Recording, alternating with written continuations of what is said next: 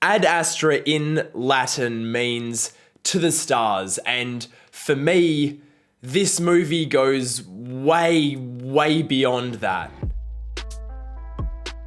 Ad Astra is the new original sci-fi drama from director and writer James Gray. This is the first James Gray film I've seen. He's a very acclaimed director known for most recently The Immigrant and Lost City of Z, two movies I'm going to be making a point to go up and catch up on after this. But Ad Astra basically, in the most limited terms I can put across, because I avoided everything to do with this movie. I went in as blind as possible and I was supremely rewarded because of it. So all I'll tell you is that Brad Pitt plays an astronaut in the near future. His father, one of the most legendary astronauts of all time, went missing on an expedition into space, and Brad Pitt is charged with going and finding out what happened, trying to reach out and find him. That is all you need to know, because Ad Astra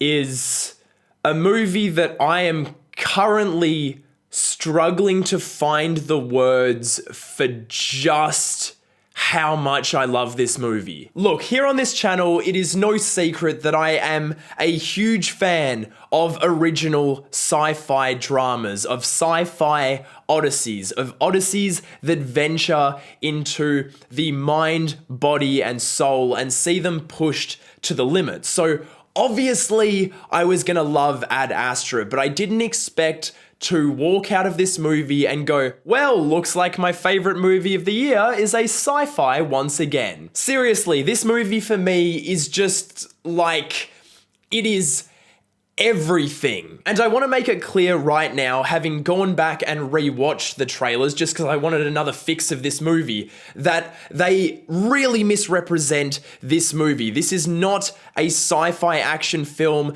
to any degree. The closest thing I can say that this movie is, because it's actually somewhat based on the story, is Heart of Darkness in Space. Heart of Darkness is the book that inspired Apocalypse Now. So essentially, this movie to me feels like Apocalypse Now in space, in both its introspection and in its pacing and in its style and in its meditation. It's just a very, very internal experience. I'm still struggling to deal with the fact that a movie with such a singular vision, with such an uncompromising exploration of one man's mental state, got made as an $80 million sci-fi film. I cannot handle that. I cannot handle that a studio gambled on this movie and that for me, it managed to pay off to this degree. Movies of this breed are so, so rare, and you better believe I will cherish them every time they come around, and I will cherish this one more than the rest because I immediately walked out of this movie and was like, yes, that is an all-time favorite. Let me talk about Ad Astra as a sci-fi movie because, first of all, visual effects, flawless to me, absolutely jaw-droppingly flawless. They mined every single cent out of this $80 million budget and made a movie that to me looked real pretty much the entire time. Like, some of the images in this, I was like, did they go to shoot this on the planet in question? Did the location they're at, are they actually there? Are they actually there for real? Because this has got to be some of my favorite space photography ever, at least this side of Interstellar. This is like Hoyt van Hoytema, who you probably know from Nolan's two most recent films, Interstellar and Dunkirk, a same cinematographer. He obviously saw Blade Runner 2049 and was like, you know what? I'm going to try to one-up that. And I'm not saying that I think he did. I think that those two movies visually are pretty much on par for me.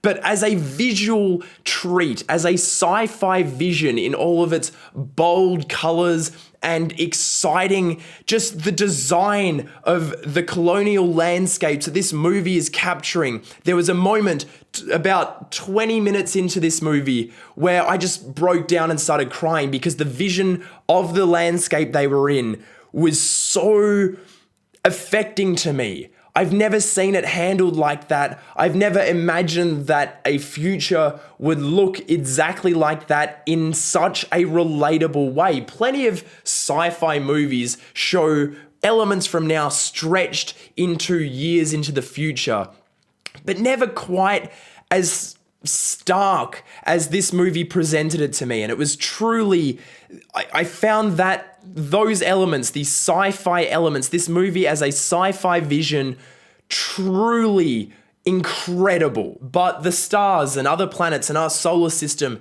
is really only the backdrop of Ad Astra, because this movie is about diving into one man's mind, into the mind of Brad Pitt's character. Now, I want to start on this by saying that this is my favorite Brad Pitt performance by a mile. It's so internal and reserved. There's definite kind of flavors in there of what Ryan Gosling did with Neil Armstrong just last year in First Man. This is an incredibly internal, reserved performance where Brad Pitt's control of emotional information and how I received what he is emotionally going through in every moment, paired with the way James Gray directed it, was nothing short of flawless. This is a character who does not panic, who does not stress out, who does not get angry, who does not get upset, someone in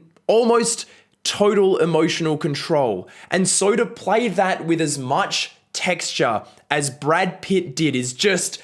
what? This movie is an examination of what it is to be the lone wanderer, the solitary man who doesn't need anyone or anything, just the mission, just the next job, just their work. An exploration of what happens when that person is brought to the point where they crack and where they have to start analyzing and deconstructing their own way of life. This is an incredibly simple movie thematically. I don't imagine anyone would walk away from this movie at the end of it and not understand what it is trying to tell us, and not understand at least the elements that I got from it, the journey that I got from the movie. I feel pretty much everyone is going to come to the same conclusions, but it is all about how this movie rigorously deconstructs and cross-examines that mindset, those very simple themes from point A to point B. This movie, and this is probably going to be a detracting factor for a lot of people, this movie is only 2 hours long, I believe. And yet it felt like I was there for anywhere between 3 hours and 4 to 5 weeks. That is what this movie is as an immersive experience to me. This psychologically involving profile of one man, understanding one man. And if we can understand what that one man is going through, we can better understand ourselves. And that's the kind of thing when these movies that I feel like only sci-fi can really do for me, when a story can crack into those things and can do it on a backdrop that is so much more than one person. When it's one person against the backdrop of the infinity of space and the universe and everything beyond, it just becomes so much more special to me. I felt like the rest of the cast was just as phenomenal. I won't say names because you might not know who comes and goes throughout this movie, and I want that to be a surprise for you if you don't know. But each individual player had an immense impact on our central character, and because of that, they had a strong impact on me, a collection of moments that helped to break down and evolve and open up this person. So they all worked incredibly effectively for me in that respect. The music here, for the most part, is also by my all-time favorite composer, Max Richter, who you might know from the TV series The Leftovers, as well as the opening and closing of the film Arrival, that beautiful piece that opens and closes that movie. This is the same guy doing the soundtrack, and while his work here is not as bold and full on as his music in those other works, it is perfect for Ad Astra. It's quiet and it's contemplative, and it gives the movie a sense of meditation. And then when the more action-orientated moments, because don't get me wrong, this movie has them, when those moments need the music to rise to the occasion, it did that for me 1,000 times over. I don't feel like this review has done justice to just how passionate I am about Ad Astra. This is a movie that means the world to me, that means the whole universe to me. It genuinely is one of the most impactful experiences I've had in so long. Some incredibly visceral, primal experience in this movie. I was paralyzed after it ended. I did not want to leave that theater. I just wanted to experience it all over again. That is the power of this movie for me. That is what this movie has done for me. It told a story that I connected to so much, a story that as I get older, I have come to understand